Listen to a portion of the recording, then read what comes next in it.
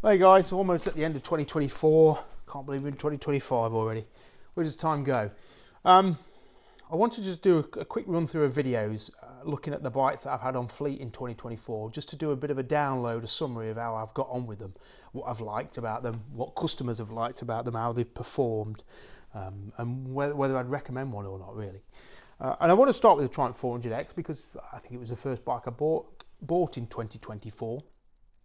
For me, it came as a bit of a surprise. I didn't expect to be that interested in it, and I probably wasn't until the price was announced at 5,700. And you thought, wow, they're really going in hard on that. They're really trying to get into this low end of the market or more budget conscious end of the market.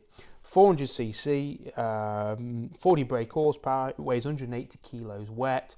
This is the X model, so 5,700. They do the street version with a 17-inch front wheel for 5,000. So they gave us two different bikes that appeal to two different people. And I think as a result, it's sold very well. So I added it to my fleet for people to ride down here back to back. I also took it off trail riding myself to find out what it was and what it wasn't. And I think early days it was clear that it was never built to be a trail bike or an adventure bike. It was just a street scrambler that was light, manageable, punchy engine, and a good price. People came down to ride it and they liked it. They liked what it offered. They liked what it delivered, the way it looked and everything. I don't think they were blown away by it, but they liked it. They liked it. It ticked plenty of boxes. I think where the bike was let down a little bit was the suspension quality, and it was probably the biggest gripe that I had. That the fact that the bike was capable of more, but it was being held back by suspension that just wasn't developed or controlled enough to allow you to carry pace down lumpy, bumpy back roads that we have a lot of down here. So I was finding it was holding me back. It was holding the bike back. The suspension was holding the bike back. So I kind of didn't gel with it that much. I had a few people drop it, took a bit of a shine off it, and it was doing all right, but didn't really tick every box. And then Iceland came, and I'd got an Iceland trip planned, taking people to Iceland, shipping bikes in and doing a lot of trail riding. And I actually did a video where I lined up all my bikes and said which would I take, and this actually featured last, and it was the least likely one I would take to Iceland. And then something changed, and I just thought, you know what, sometimes it takes putting a bike out of its comfort zone to see what it's really made of. And I was curious about the Triumph. I was curious to know whether it was capable of more than what I was thinking it was capable of. Could it do travel? Could it do touring? Could it do adventure trail riding? Even though it was the least likely bike to take, it became the one I wanted to take, which is odd, isn't it? We often think, what is the best bike? That is one thing, but what is the bike I want to take? That is a different thing. And I get a lot of emails from people saying, I'm doing this trip and I don't know what bike to take. I've got one of these and I really like it, but maybe this is going to be better. And that's a very big distinction. Which bike do I like? Which bike do I think is better? Now, personally, I think you've got to go with the bike that you like. And I think by the time I got to Iceland, or was thinking about taking it to Iceland, I'd started to like the bike. I like the punch in the engine. I think it's different from a lot of the other single-cylinder bikes in this class, whether it's a KTM or the Himalayan 450, in that it's got a lot of low-down punch. It's very smooth and tractable off the bottom in any gear. I love the low gearing on this. Some people complain and say it's too low gear. They give it up from a 14-tooth front sprocket to a 15 or a 16.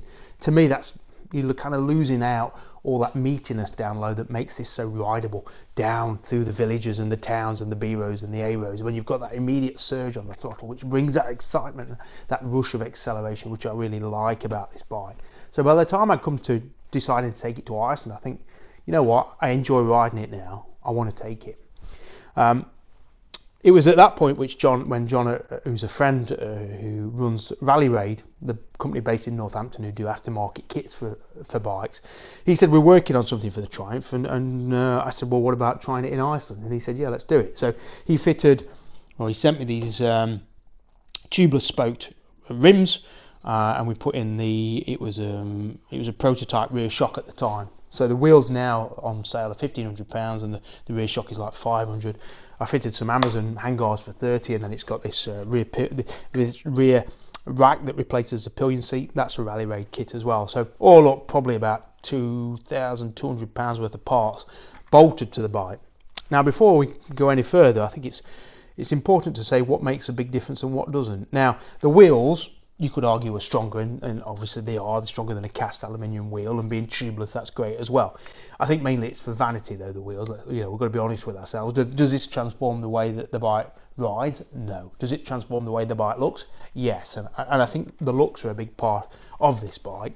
But it's a rear shock that made the biggest difference. It allowed the bike to really harness the meat of its engine and allowed you to carry more pace and more confidence. So therefore it benefited me as an experienced rider, and also benefited, I guess, novice riders and people who were still learning the ropes of riding, because the bike gave them the confidence and control that they needed. So, there are some bikes out there, this being one, the 310GS being another, the CB500X in the early days, the MT-07s, and a few of the other more cost-effective Japanese bikes that always save money on the rear shock, and it's the first thing I'd always change in order to improve the way that the bike rides. It will give you far more speed than any aftermarket exhaust and things like that. So if you've got a Triumph and you find it's kind of feeling like you found the limit of it, but you think there's more in it, change the shock, because it will make a huge difference to the bike. So the bike went to Iceland, and I've got to say it wasn't the right bike, but it was the perfect bike, if that makes sense. I really enjoyed riding it there, just the way it looked in the morning when I was got out of the hotel to ride it. And it's not got a lot of suspension travel, and that's its downside. It's not an off-road bike. It's only got 130mm, I think, at the front, and same at the rear. Even with the aftermarket shock, it just makes it more plush and better control, but the travel is still the same. There is a rally raid internal kit as well, but that it adds 20mm, but it's still not comparable to a Himalayan or a Fantic Caballero. So you're always got to be aware that you've never got a lot of suspension travel, and you're always going to have to ride the bike through your body rather than through the suspension. Like, you're going to have to absorb everything through your arms and through your legs. So stood up riding really aided the comfort and the capability of this bike. If you tried to sit down through Iceland on rough roads, it just battered you through the chassis and through your spine. You had to get up and ride it and absorb and work with it, and then it became very good to ride. I like the fact you could turn the traction control off and ABS all on one button there. It just became a fun, agile bike. It was the first bike into the deep river crossings and the first one out. It did all that without any issue, and as a dependable travel bike, I couldn't really fault it in Iceland, and it was probably the ultimate test for a bike like this.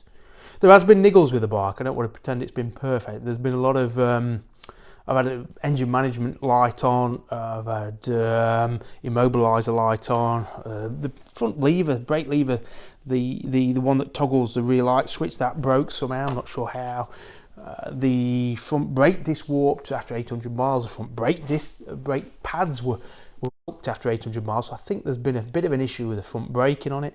So it's not a robust bike in the way we would hope it would be. I think it needs more durability tested to improve it further, and if they ever did build an adventure version of this, I think it needs to be built with a bit more durability in mind.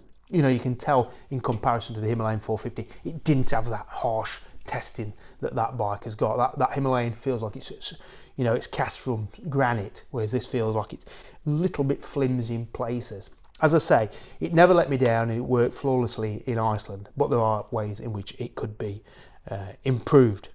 I think people it's going to suit is people who just want, a good price, good looking, back road adventure bike, mainly tarmac, a little bit of gravel track if you want to do it, but somebody who wants a fun, exciting, engaging machine to ride. Like, I do prefer, I've got to be honest, I prefer riding it to the Himalayan 450, and also at times to the CF Moto 450 MT, just because that engine is beautiful. It's beautiful off the bottom, and it's clean all the way through, and it means you can trickle along like a travel pace without having to work the gearbox and not having to worry about gears so much. It's just always on tap. It's a really punchy, lovely, rewarding engine. It always wants to go, and then when you gallop it up to 85-90 miles an hour, it's absolutely blowing along. MPG is about 60-65 thereabouts. Tank's 13 litres. It's a little bit tall, for some people. I think some people get here, and a few people dropped it because they couldn't get the feet down properly, which is why the street version is going to be more suitable for a lot of people. The closest rival I would say is a Fantic Caballero 500, which has been reworked for 2025 with an all new engine. So I can't comment on that because I've not ridden it. But compared to a current Caballero, I did ride in Italy this year. A customer, Nick, let me have a tootle on his Fantic Caballero, which he loved, and actually which carried great pace through the mountains. And it was interesting to ride the Fantic, which is a bike I've never taken that seriously, if I'm honest, because I've always found it too expensive and a bit underdeveloped. And that's exactly what I found when I rode Nick's. It's got potential. It's got long travel suspension. It's got power when you rev it through, but it's a bit fluffy. It's a bit poorly fueled. It feels a little bit cobbled together, which sounds more cruel than I intend it to be. But it doesn't seem as well resolved or as solid as this does. And so I still can't take it completely seriously, but this new one hopefully is an improvement and a refinement, a step above what the current outgoing model is. So I think if you want to do more trails though on this type of bike, look at the Fantic. But to be honest, if you're wanting to do more trails, then get a trail bike, because these type of bikes with 19-inch front wheels are never going to be great trail bikes because they're limited by their geometry, by their mechanics. So all in all, Triumph 400X, it's been a very popular bike. I've got to say, it finished second in my rankings of people coming down to ride it. They prefer the CF Moto came first. This came a very close second. I think everyone who got off this bike really enjoyed riding it. They were surprised by it. They loved the engine, the way it handled, and obviously the way it looked. I don't think there's been really any negative comments about this bike. Probably the least amount of negative comments of any bike on Fleet. It was unanimously positive, and I think that's quite telling about the charm that this bike has. If you're doing long distances on fast roads, would I choose it? No. If I was doing a lot of off-road work, would I choose it? No. So it's not going to be the right bike for everyone, and there's certainly ways in which it can be improved, and hopefully try and develop this platform further, because as I say, this engine in an adventure travel pack machine with a 21-inch front wheel and an 18-inch rear could be mega, could be really, really good, and it'd be interesting to see how similar the engine in the new 390 KTM is to this, with it being the same manufacturer and the same bore and stroke and other things. It'd be interesting to see if it performs more like this engine than the outgoing 390 engine, which was more peaky. It was more mid to high range power, whereas this is all low, bob, straight off the bottom. This does run out of puff in the high res, but to me, that's not where you're riding these type of bikes. You're wafting along with a bit of torque, and I love the torque on this bike. So I've been very impressed with this. I really enjoyed riding it. It needed that shock. The wheels are up to you. If you want to spend 1,500 quid on a set of wheels, get some. But if you want to make it ride better, spend 500 on a shock, and it will transform the bike. If it was me, there's lots of good second-hand examples coming up for like 4.2, 4.4 with 1,000 miles on. I would buy one of them, spend the change that you've saved from buying a new one on a shock, handguards, tyres. Standard tyres on this I found to be poor. I don't remember what they were. They were Carews. I think Metzler Carews. They weren't very good. They tram-lined. They picked up all the rivets in the road. They didn't offer a lot of confidence. I put these Bridgestone AX41s on, and they've been good. Grippy on the road, off-road. They're a bit noisy at the front, so they might not be for everyone's taste. But certainly I would recommend getting rid of the ones that come on the bike. And I don't often say that. I don't normally say change tyres, because I find OEM or standard tyres are generally pretty good, pretty well suited to the bike. But in the Triumph's case, I thought they were poor. And I'm not sure if it was a tyre or just a combination of the tyre and the bike and the geometry. Who knows? It's always hard to say what's at fault. But I would get rid of the tyres, put on something like this or the Pirelli STR Rallies or something. And as I say, shock, handguards, tyres, that's it. Good to go. So this will stay on Fleet for people to ride, and I can't see why. A service and ready to go for next year. 10,000 mile service intervals, which is good, the highest in this class. CF Moto is a 3,000 and the Himalayan 450 is 6,000, so 10,000 is really good actually, and it means you can stretch the year out. You can do lots of riding, commuting, whatever you want to do without worrying about that service that you need to get done. It's still annual, so you're still going to have an annual service irrespective of mileage, but it certainly gives you more scope for miles than the other bikes in this class. Service was about 200 quid. There's a bit of a shortage of parts from Triumph. I broke the brake lever and I couldn't get one. I had to get one for the KTM 390, which fits. Things like that. Brake pads, I think they were in short supply. To me, a manufacturer should have all these parts in supply. They're essential items to keep bikes running. I just don't get why they can't have these parts in stock. But modern world, isn't it? Yeah. So that's it. First bike download of 2024, Triumph 400X. I'm very impressed with it. Very impressed. It's the first Triumph I've really owned. Well, it's the first Triumph I've owned. And it's the first Triumph I really liked. And I'm going to say it's mainly that engine. That engine is a super relaxing but punchy, rewarding engine. The highlight of the package, I would say. So if you're interested in a 400X, I'd try one, because as I say, most people, or pretty much everyone who's ridden my bike, has loved it. So there we are. Cheers.